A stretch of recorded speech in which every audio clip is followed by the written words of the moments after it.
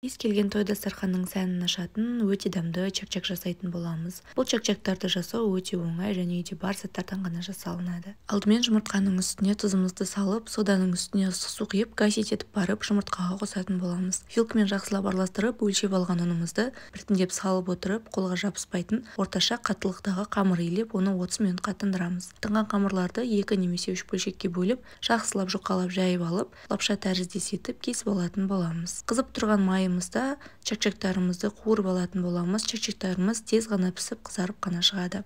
Сиропына табиғи балдың үстіне 1 стакан қантты қосып, орташа отта қайнататын боламыз. Көпіршіп шыққаннан кейін жайып асып, 2-3 минут тағы да қайнататын боласыздар. Осымен біздің сиропымыз дайын болды. Чак-чактың үстіне кез келген мейіз және дәндерді қоссаңыздар болады. Мен де бұл жерде асқабақ дәні мен мейізді қосып жақсылап араластырдым. Негізі чак-чак ыстық болып тұрған кезде сиропын құйсаңыздар, екеуі бір-біріне жақсылап жабысады. Қолымызды салқын сумен сулап отырып, чак-чактарымызды жинайтын боламыз. Осылайынан жақсылап қысып, кез келген формаға келтірсеңіздер болады.